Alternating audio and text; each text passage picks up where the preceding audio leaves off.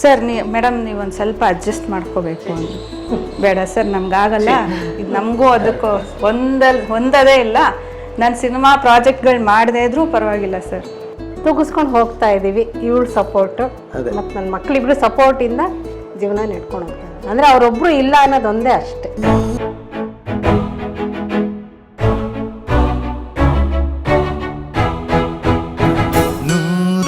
ನೂರೊಂದು ನೆನಪು.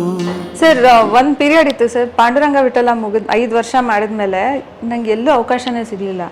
ನಾನು ಫ್ರೀ ಆಗಿದ್ದೀನಿ, ಬಟ್ ಜನ ಮಾತಾಡ್ಕೊಳ್ತಾ ಇಲ್ಲ ಇವಾಗ ಅವ್ರು ಬರೀ ಕಾಮಿಡಿ ಮಾಡೋದು, ಇಲ್ಲ ಅವ್ರಿನ್ನ ಆ ಸೀರಿಯಲಲ್ಲಿ ಬ್ಯುಸಿ ಇದ್ದಾರೆ ಅನ್ನೋದು. ಇದು ಬಿಟ್ಟು ಇನ್ನೊಂದು ಪ್ರೊಡಕ್ಷನ್ ಹೌಸ್ ಬಂದು ಸರ್ ಮನೆಗೆ. ಯಾವುದೋ ಒಂದು ಸಿನಿಮಾ ಮಾಡಿದ್ದಾರೆ ಅವರು. ಆ ಡೈರೆಕ್ಟ್ರ್ ನಾನು ನೋಡೂ ಇರಲಿಲ್ಲ, ಆ ಸಿನಿಮಾ ಬಗ್ಗೆ ನಾನು ಕೇಳೂ ಇರಲಿಲ್ಲ.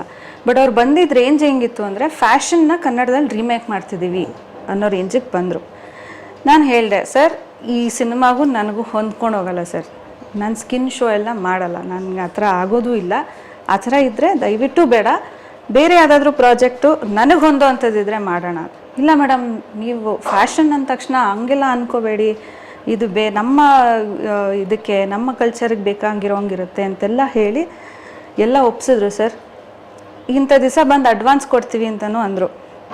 ಇಬ್ಬರು ಬಂದರು ಸರ್. ಬಂದುಬಿಟ್ಟು ಅಡ್ವಾನ್ಸ್ ಕೊಡ್ತೀವಿ ಅಂತ ಕೊಡೋಕ್ಕೆ ಮುಂಚೆ, ಸರ್ ಮೇಡಮ್ ನೀವು ಒಂದು ಸ್ವಲ್ಪ ಅಡ್ಜಸ್ಟ್ ಮಾಡ್ಕೋಬೇಕು ಅಂದರು.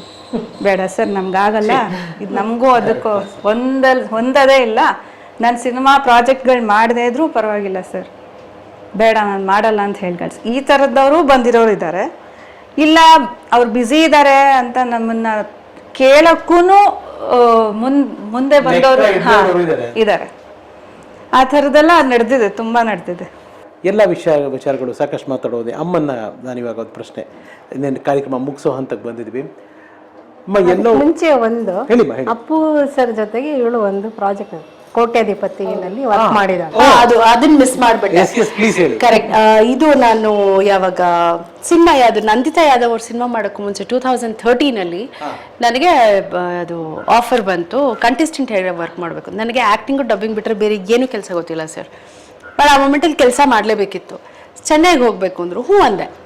ಸರಿ ಅಲ್ಲಿ ಹೋದರೆ ಇದು ಕನ್ನಡದ ಕೋಟ್ಯಾಧಿಪತಿಗೆ ಸೀಸನ್ 2ಗೆ ಬಿಗ್ ಸಿನರ್ಜಿ ಪ್ರೊಡಕ್ಷನ್ ಹೌಸ್ಗೆ ಕಂಟೆಸ್ಟೆಂಟ್ ಹೆಡ್ ಆಗಿ ಕೆಲಸ ಮಾಡಿದ್ದು. 6 months with Appu sir. Great ಅಂದರೆ such a great human being. ಅಂದರೆ ಎಲ್ಲರೂ ಹೇಳ್ತಾರೆ ಅಂತ ಹೇಳಬೇಕು ಅನ್ನೋದಲ್ಲ, ನಿಮಗೂ ಅನುಭವ ಇದ್ದೇ ಇರುತ್ತೆ ಸರ್ ಜೊತೆಗೆ. ಹೆಂಗೆ ಅಂತಂದರೆ ಬಟ್ ಒಂದೇನಂದರೆ ನನಗೆ ಡಬ್ಬಿಂಗು ಆ್ಯಕ್ಟಿಂಗ್ ಬಿಟ್ಟು ಬೇರೆ ಕೆಲಸ ಗೊತ್ತಿರಲಿಲ್ಲ. ಅಲ್ಲಿ ಹೋದೆ, ಆಲ್ರೆಡಿ ಆ ಪ್ರಾಜೆಕ್ಟ್ ಕೆಲಸ ಸ್ಟಾರ್ಟ್ ಆಗಿ 2.5 ತಿಂಗಳಾಗಿ ಹೋಗಿತ್ತು. ನವೆಂಬರಿಂದ ಜಾಯ್ನ್ ಆಗಿದ್ದಾರೆ, ನಾನು ಜಾನ್ ಎಂಡಲ್ಲಿ ಹೋಗಿದ್ದೀನಿ. 1-2 ದಿನ ನೋಡಿದೆ, ಭಯ ಆಗೋಯ್ತು, ವಾಪಸ್ ಹೊಟ್ಟೋಗ್ತೀನಿ, ನನ್ನ ಕೈಲಿ ಆಗಲ್ಲ ಅಂತ. ಬಟ್ ಅಲ್ಲೊಬ್ರು ತಮಿಳು ಮಲಯಾಳಂ ಕನ್ನಡ 3 ಒಂದೇ ಫ್ಲೋರಲ್ಲಿ ಕೆಲಸ ಆಗ್ತಾ ಇತ್ತು. ಸೊ ನಮ್ಗೆಲ್ರಿಗೂ ಪಾರ್ಟಿ ಕೊಟ್ಟು ಇಂಡಿವಿಜುವಲ್ ಆಗಿ ಪ್ರತಿಯೊಬ್ಬರನ್ನು ಮಾತಾಡಿಸಿ, ಆಮೇಲೆ ನನ್ನ ಕಲಿಗೊಬ್ರು ಇಲ್ಲ ಅವಳು ತುಂಬ ಚೆನ್ನಾಗಿ ಹಾಡ್ತಾಳೆ, ಥಿಯೇಟ್ರಿಂದ ಬಂದಿದ್ದು ಅಂತೆಲ್ಲ ಹೇಳಿದ್ರು. ನನ್ನ ಕೈಲಿ ಹಾಡಿಸಿ, you sing so well man, ಸಕ್ಕದಾಗಿದೆ ವಾಯ್ಸು, ಯಾಕೆ ಬಿಡ್ತೀರಾ ಹಾಡಿ ಅಂತೆಲ್ಲ ಅಂದು ಅಪ್ರಿಷಿಯೇಟ್ ಮಾಡಿ ಹೋದರು. ಅದಾದಮೇಲೆ ಬೇರೆ ಯಾವುದೇ ಇವೆಂಟಲ್ಲಿ ಸಿಕ್ಕಿದ್ರು ಕರೆದು ಮಾತಾಡ್ಸೋರು. ಆಮೇಲೆ ನಮ್ದು ಇಲ್ಲಿ ಮಜಾ ಟಾಕೀಸ್ ಶೂಟ್ ನಡೆಯುವಾಗ ಅದು ಇಲ್ಲೇ ಕಂಠೀರೋ ಅಲ್ಲಿ ನಡೀತಿದ್ದು, ಅಲ್ಲಿ ಬರೋರು ತಂದೆಯವ್ರನ್ನ ನಮಸ್ಕಾರ ಮಾಡಕ್ ಬರೋರು. ಅಲ್ಲಿ ಬಂದಾಗೆಲ್ಲ ಸಿಕ್ಕಿದ್ರೆ ಅಷ್ಟು ಸತಿ ನಿಂತು ಮಾತಾಡ್ಸಿ ಹೋಗೋರು. ಅಂಡ್ ಒಂದು ಅಂದ್ರೆ ಇದು ಇವಾಗ ನಿಮ್ಮ ಹತ್ರ ನಂಗೆ ಆಪರ್ಚುನಿಟಿ ಸಿಕ್ಕಿದೆ ಕ್ವಶನ್ ಕೇಳ್ತಿದ್ದೀನಿ. ಅವಾಗೆಲ್ಲ ನಾವು ತುಂಬಾ ಸುದ್ದಿಗಳು ಕೇಳ್ತಾ ಇದ್ವಿ, ಅಂದ್ರೆ ಕೋಟ್ಯಾಧಿಪತಿಗೆ ಕಂಟೆಸ್ಟೆಂಟ್ ಆಗಿ ಬರೋರು ಎಲ್ಲೋ ಕೆಲವು ಸೋತ್ಬಿಟ್ಟಾಗ, ಅಥವಾ ಯಾರೋ ಕೆಲವರು ಪಾಪ ಅನ್ಕೊಂಡದ್ ಗೋಲ್ ರೀಚ್ ಆಗದಿದ್ದಾಗ ಅವ್ರ ಪರ್ಸನಲ್ ಪಾಕೆಟ್ ಇಂದ ತುಂಬಾ ಜನ ಸಹಾಯ ಮಾಡಿದ್ದಾರೆ ಅಂತ. ತುಂಬಾ ಜನ ಕ್ಯೂನೇ ನಿಂತಿರೋದು.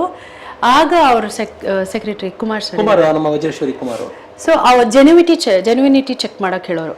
ಕೆಲವೆಲ್ಲ ನಮ್ಮನ್ನು ಕೇಳೋರು, ಅಂದ್ರೆ ಸಿನ್ಸ್ ನಮ್ಮ ಹತ್ರ ಫುಲ್ ಪ್ರೊಫೈಲ್ ಇರುತ್ತಲ್ಲ ಏನು ಎತ್ತ ಅಂತ. ಆಮೇಲೆ ಜೆನ್ಯೂನಿಟಿ ಚೆಕ್ ಮಾಡಿ ಸುಮಾರು ಜನಕ್ಕೆ ಸರ್, ಮೋಸ್ಟ್ಲಿ ಲೆಕ್ಕನೇ ಇಲ್ಲ ಅನ್ಸುತ್ತೆ ಅಪ್ಪು ಸರ್ ಯಾರ್ಯಾರಿಗೆ ಏನು ಮಾಡಿದ್ದಾರೆ ಅಂತ. ಸುಮಾರು ಜನಕ್ಕೆ ಹೆಲ್ಪ್ ಐ ಥಿಂಕ್. ಆಮೇಲೆ ನನಗೆ ಆ್ಯಕ್ಚುಲಿ ಮನೆಯಿಂದ ಫಸ್ಟ್ ಟೈಮ್ ಬೇರೆ ಜಾಗದಲ್ಲಿ ಇದ್ದು ಕೆಲಸ ಮಾಡಿದ್ದು ಮೊದಲನೇ ಅನುಭವ. ಅಪ್ಪ ಅಮ್ಮ ನಮ್ಮನ್ನು ಮನೆ ಬಿಟ್ಟು ಎಲ್ಲಿಗೂ ಕಳಿಸಿಲ್ಲ, ಬಿಕಾಸ್ ಅಪ್ಪ ತುಂಬ ಪಾಸಿಟಿವ್. ಆ ವಿಷಯಕ್ಕೆ ತುಂಬ ಜಗಳ ಆಗೋಗಿದೆ, ಎಲ್ಲೂ ಕಳಿಸ್ತಾ ಇರಲಿಲ್ಲ ಅಂತ. ಅವ್ರು ಬೇಕಾದ್ರೆ ನನ್ನ ಫ್ರೆಂಡ್ಸ್ನ ಅವರೇ ಹೊರಗಡೆ ಕರ್ಕೊಂಡು ಹೋಗೋರೇ ಹೊರತು ನಮ್ಮನ್ನು ಎಲ್ಲೂ ಹೊರಗಡೆ ಬಿಡ್ತಾನಿಲ್ಲ. ತುಂಬ ಪಾಸಿಟಿವ್ ಆಗಿದ್ರು, ಓವರ್ ಪ್ರೊಟೆಕ್ಟಿವ್ ಆಗಿದ್ರು. ಬಟ್ ಫಸ್ಟ್ ಟೈಮ್ ನಾನು ಚೆನ್ನೈಗೆ ಹೋದಾಗ ಬೇರೆ ಜಾಗ, ಗೊತ್ತಿಲ್ಲದ ಜನ, ಹೆಂಗೆ ಅಂತ ಅಂದ್ಕೊಂಡಾಗ ಅಂದರೆ ಒಂದು ಅವಶ್ಯಕತೆ, ಅನಿವಾರ್ಯತೆ, ಬಟ್ ಅದು ಎರಡೂ ಸರಿಯಾಗಿ ಉಪಯೋಗಿಸ್ಕೊಂಡಾಗ ಕಾನ್ಫಿಡೆನ್ಸ್ ಹೆಂಗೆ ಬರುತ್ತೆ, ಇನ್ನೇನು ಮಾಡ್ಬೋದು ಅಂತ ಗೊತ್ತಾಗುತ್ತೆ ಅನ್ನೋಕ್ಕೆ ನನಗೆ ಅಲ್ಲಿ ಸಿಕ್ಕಂಥ confidence. I can say those days were best days in my life. ಹೋದಾಗ ನಮ್ಮಮ್ಮ ನನ್ನ ತಂಗಿ ಅಂತೂ ಹತ್ತು ಕಳಿಸಿದ್ರು ನನ್ನನ್ನು. ಅಂದ್ರೆ ಅವಳಲ್ಲಿ ಹೋಗಿ ಬಂದಾಗ ನನಗೊಂದು ಧೈರ್ಯ ಬರುತ್ತೆ, ಎಲ್ಲೋದ್ರೂ ಗೆದ್ಕೊಂಡು ಬರ್ತಾಳೆ ಅಂತ. ಬಾಲು ಸರ್ ಒಂದಿಗೆ ಅಥವಾ ಬಾಲು ಸರ್ ಇಲ್ಲದೆ ಒಂದು ಜೀವನನ ನೆನೆಸ್ಕೊಂಡಾಗ ಏನು ಅನಿಸುತ್ತೆ? ಅಂದರೆ ಸ್ವಲ್ಪ ಚೇಂಜಸ್ ಇದೆ, ಆವಾಗಿಂದ ಜೀವನಕ್ಕೂ ಇವಾಗಿನ ಜೀವನಕ್ಕೂ ತುಂಬ ಚೇಂಜಸ್ ಇದೆ. ತೂಗಿಸ್ಕೊಂಡು ಹೋಗ್ತಾ ಇದ್ದೀವಿ ಇವಳು ಸಪೋರ್ಟು ಮತ್ತು ನನ್ನ ಮಕ್ಕಳಿಬ್ರು ಸಪೋರ್ಟಿಂದ ಜೀವನ ನಡ್ಕೊಂಡು ಹೋಗ್ತಾ ಇದ್ದೀವಿ. ಅಂದರೆ ಅವರೊಬ್ಬರು ಇಲ್ಲ ಅನ್ನೋದೊಂದೇ ಅಷ್ಟೇ. ಅಂದ್ರೆ ಫಿಸಿಕಲಿ ಇಲ್ಲ ಅನ್ನೋದಷ್ಟೇ, ಇಲ್ಲ ಅನ್ನೋದಷ್ಟೇ. ಬೇರೆ ಬೇರೆ ರೂಪದಲ್ಲಿ ಇದ್ದೇ ಇದ್ದಾರೆ. ಈಗ ಬಂದು ಕೂತಿದ್ದಾರೆ ತೊಡೆ ಮೇಲೆ ನೋಡಿ. ಎಸ್ ಮಾ, ವಾಟ್ ನೆಕ್ಸ್ಟ್, ಮುಂದಿನ ಗೋಲ್ಸ್? ಸರ್, ಈಗ ಸದ್ಯಕ್ಕೆ ಈಗ ನನಗೆ ಬರ್ತಿರೋ offers I want to concentrate. ಆಮೇಲೆ ಅಪ್ಪನ ಆಸೆ ಇತ್ತು, ಒಂದು ಪ್ರೊಡಕ್ಷನ್ ಹೌಸ್ ಮಾಡಬೇಕು ಅನ್ನೋದು ಆಸೆ ಇದೆ. ಅದು ನನಗೂ ತುಂಬ ಆಸೆ ಇದೆ. ಬಟ್ ಈಗ ಸದ್ಯಕ್ಕೆ ಆಗದಿದ್ರು ಮುಂದಕ್ಕೆ ಮಾಡ್ತೀನಿ ಅನ್ನೋ ಕಾನ್ಫಿಡೆನ್ಸ್. ಮಾಡಿ, ನಾವು ನಿಮ್ಮ ಜೊತೆಗಿರ್ತೀವಿ. Anything from my end. ನಾನು ಹಂಸ ವಿಜೇತ ಅವ್ರು ಹೇಳಿದ್ದೆ, ಅದನ್ನು ಇದೇ ಕ್ಯಾಮ್ರಾ ಮುಂದೆ ಹೇಳಿದ್ದೆ. ಅವ್ರಿಗೂ ನಾನು ಯಾವುದೇ ರೀತಿಯಲ್ಲಿ ಸಪೋರ್ಟ್ ಮಾಡ್ತೀನಿ ಅಂದರೆ ನನ್ನ ಕೆಪಾಸಿಟಿಗೆ ತಕ್ಕಾಗಿ ಶಾರ್ಟ್ ಫಿಲ್ಮ್ಸ್ ಆ ಥರ anything such plans is there. Please come with a open mind, we will do. ಎಲ್ಲ ನಿಮ್ಮ ಫ್ಯಾಮಿಲಿಯವನೊಬ್ಬನಾಗಿ ನನ್ನ ಕೈನಲ್ಲಿ ಒಂದು ಅಡಿಲು ಸೇವೆ ಅಂತ ಏನಾಗ್ಬೋದು ನಾನು ಖಂಡಿತ ಮಾಡ್ತೀನಿ. Any time you are most welcome. And ಕೇಳ್ಬೋದೋ ಇಲ್ಲೋ ಗೊತ್ತಿಲ್ಲ, ಯಾವ ಮದುವೆ ಆಗ್ತೀರಾ ಇದನ್ನ ಜನಗಳ ಮುಂದೆ, ನಿಮ್ಮ ತಂಗಿ ಮುಂದೆ, ಎಲ್ಲರ ಮುಂದೆ ಹುಡುಕ್ತಾ ಇದೀವಿ ಸರ್. ಹುಡುಗ ಇಲ್ಲ, ಅದು ಅಂದ್ರೆ ಇವ್ರು ಯಾರು ಟ್ರೈ ಮಾಡಿಲ್ಲ ಅಂತ ಖಂಡಿತವಾಗಿ ಅಲ್ಲ, ಅವ್ರು ಯಾರು ಮಾಡಿಲ್ಲ ಅಂತ even I have also tried. ಒಂದೆರಡು ಸತಿ ಅದು ವರ್ಕ್ ಆಗಿಲ್ಲ. ಇನ್ನ ಒಂದ್ಸತಿ ತುಂಬಾ ಸೀರಿಯಸ್ ಆಗಿಲ್ಲ, ಎಲ್ಲರೂ ಬೈಯಕ್ಕೆ ಸ್ಟಾರ್ಟ್ ಮಾಡಿದ್ರು, ನೀನೊಬ್ಳದೇ ಆಗಿಲ್ಲ, ನೀನೊಬ್ಳೇ ಆಗಿಲ್ಲ, ಎಲ್ಲರೂ ಆಗಿಲ್ಲ. ಇದು ಬೇಕಂತ ಡಿಲೇ ಆಗಿರೋದಲ್ಲ, ಆಗಿರೋ ಅನುಭವನೂ ಹೇಳ್ಬಿಡ್ತೀನಿ. ಅಂದರೆ ನಂತರ ಮೋಸ್ಟ್ಲಿ ಎಷ್ಟೋ ಜನಕ್ಕೆ ಆಗಿರ್ಬೋದೇನೋ. ಸೊ ಪ್ರಪೋಸಲ್ಸ್ ಬರೋದು, ಅಲಯನ್ಸಸ್ ಬರೋದು. ಸೊ ಫೈನಲಿ ಎಂಡ್ ಅಪ್ ಆಗ್ತಾ ಇದ್ದಿದ್ದು, ನೀವು ನಿಮ್ಮ ತಾಯಿ ಇದ್ದೀರಾ? ಹೌದು, ಆಬ್ವಿಯಸ್ಲಿ. ಹೆಂಗೆ ಅದು ನೆಕ್ಸ್ಟ್ ಕಾನ್ವರ್ಸೇಷನ್ ಹೆಂಗಾಗ್ಬಿಡೋದು ಅಂದರೆ, ಓ ನಿಮ್ಮ ತಾಯಿ ಇದ್ದಾರಾ ಅಂದರೆ ನಾನು ಹೋಗ್ಬಿಟ್ಟು ಅವ್ರ ಮನೇಲಿ ನಾನು ಹೋಗಿ ಕೂರಿಸ್ಕೊಂಡು ಬಿಡ್ತೀನಿ ಆ ಥರ. See, you should discuss what is there in your mind. ಈಗ ನನಗೆ ಬೇಜಾರಾಗ್ಬಿಟ್ಟು ಒಂದಿಬ್ರಿಗೆ ಕೇಳೇಬಿಟ್ಟೆ, ಸಿ ನಿಮಗೆ ಅಪ್ಪ ಅಮ್ಮ ಇರ್ಬೋದು, ನಮಗೆ ಅಪ್ಪ ಅಮ್ಮ ಇರಬಾರ್ದ? ಅವ್ರು ಹೇಗೆ ಬಂದಿದಾರೋ ನಾವು ಹಂಗೆ ಬಂದಿರೋದಲ್ವಾ? ಸೊ ಈಗ ನಾವು ನಿಮ್ಮ ಅಪ್ಪ ಅಮ್ಮನ ನಾವು ಅಕ್ಸೆಪ್ಟ್ ಮಾಡ್ಕೋತೀವಿ ಅಂದರೆ ನೀವು ಅಕ್ಸೆಪ್ಟ್ ಮಾಡ್ಕೊಳ್ಳೋದು ಬೇಡವಾ? C, I am not asking, ನಾನು ನಿಮ್ಮನಿಗೆ ನಾನು ನಮ್ಮ ಅಮ್ಮನ ಕರ್ಕೊಂಬಂದು ಕೂರಿಸ್ಕೋತೀನಿ ಅಂತ ಹೇಳ್ತಿಲ್ಲ. ಅದು ಅವ್ರು ಬರೋದು ಇಲ್ಲ, I know. But she is my responsibility. At least day visit ಅಲ್ಲ, ನಾನಿರೋ ಮನೆ ಕಡೆ ಹತ್ರದಲ್ಲಿ ನಾನು ಅವ್ರನ್ನ ಇರಿಸ್ಕೋತೀನಿ, ಅವ್ರ ಅಥವಾ ಬೇರೆ ಏನೋ ಒಂದು ಮಾಡ್ಕೋತೀನಿ. But she will always be my responsibility. ಅದನ್ನು ಡಿಸ್ಕಸ್ ಮಾಡೋಷ್ಟು ಓಪನ್ ಮೈಂಡೆಡ್ ಇಲ್ಲ ಸರ್. ಇವತ್ತು ಏನೇನೋ ಮಾತಾಡ್ತಾರೆ, ಏನೇನೋ ಡಿಸ್ಕಸ್ ಮಾಡ್ತಾರೆ. ಬಟ್ ಈ ವಿಷಯಕ್ಕೆ ಬಂದಾಗ ಅವ್ರಿಗೆ ಅಪ್ಪ ಅಮ್ಮ ಇರ್ಬೋದು, ನಮಗೆ ಅಪ್ಪ ಅಮ್ಮ ಇರಬಾರ್ದು. ಸೊ ಈ ಅನುಭವನೇ ನನಗೆ ಒಂಥರ ಆಗ್ಬಿಟ್ಟ, ಇಟ್ ಇಸ್ ಓಕೆ ಅನ್ನೋ ಥರನೇ. ಅದೆಲ್ಲ ಟೈಮ್ ಬಂದಾಗ ಆಟೋಮೆಟಿಕ್ ಆಗಿ ಎಲ್ಲ ಆಗ್ಬಿಡುತ್ತೆ. ನಮ್ಮ ಬಲವಂತಕ್ಕಾಗ್ಲಿ ಇನ್ನೊಂದಾಗ್ಲಿ ಆಗೋದಲ್ಲ.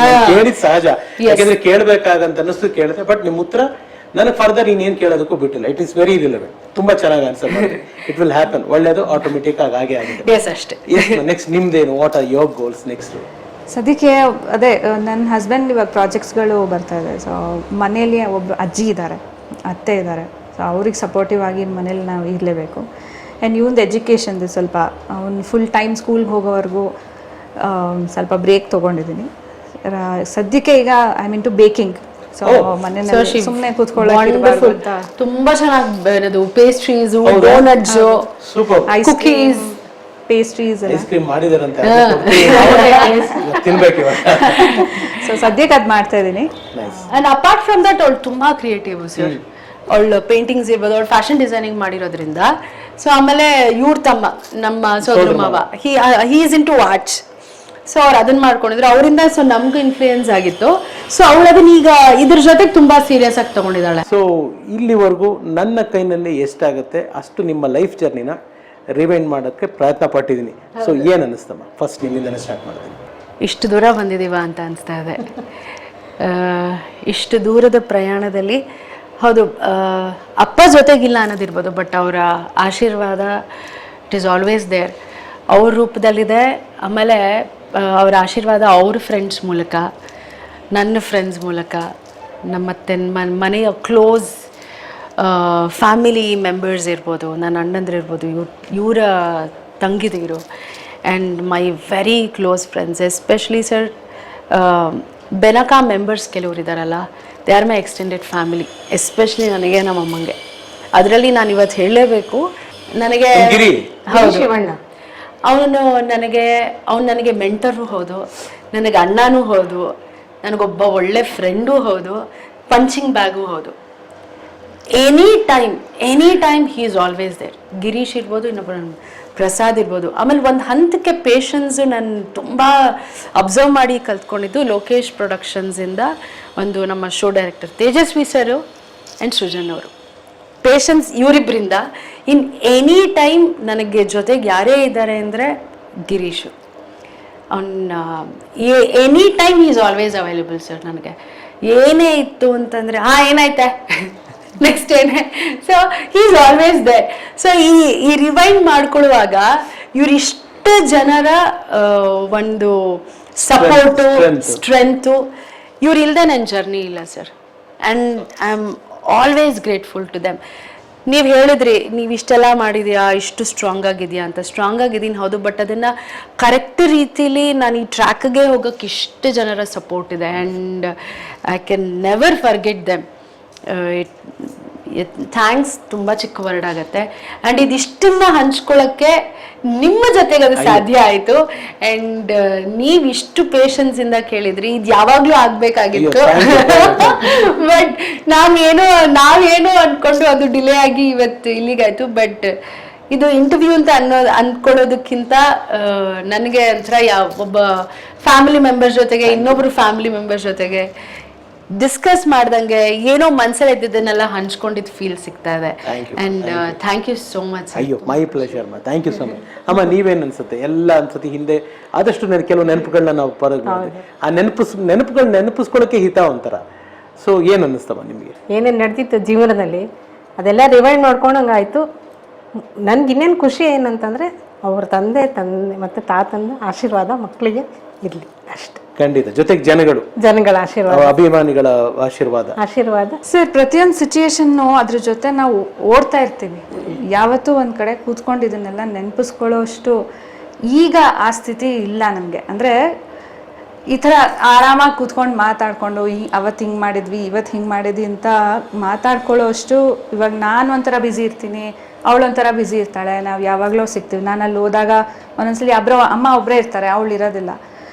ಸೊ ಇವತ್ತು ಆರಾಮಾಗಿ ಕೂತ್ಕೊಂಡು ಒಬ್ಬ ಫ್ಯಾಮಿಲಿ ಮೆಂಬರ್ ಅವ್ರ ಜೊತೆಗೆ ಇದನ್ನೆಲ್ಲ ಹಂಚ್ಕೊಂಡು ಒಂಥರ ತುಂಬ ಚೆನ್ನಾಗಿ ಅನಿಸ್ತಾ ಇದೆ ಸರ್. ಯಾಕೆಂದರೆ ಅಪ್ಪ ನಮ್ಮನ್ನು ಅಂದರೆ ದೈಹಿಕವಾಗಿ ಬಿಟ್ಟು ಹೋದ್ಮೇಲೆ ಯಾರು ನಮ್ಮನ್ನು ಇಷ್ಟು ಪ್ರೀತಿಯಿಂದಾಗಲಿ ಅಥವಾ ನಾವು ನಮ್ಮ ಅಪ್ಪಾಜಿ ಫ್ಯಾಮಿಲಿ ಒಂದು ಹಿಂಗಿದ್ದಾರೆ, ಇವ್ರು 3 ಜನ ಇದ್ದಾರೆ, ಹೆಂಗಿದ್ದಾರೆ ಏನು ಅಂತ ಕೇಳೋರು ಇವತ್ತವರೆಗೂ ಬರಲಿಲ್ಲ ಸರ್.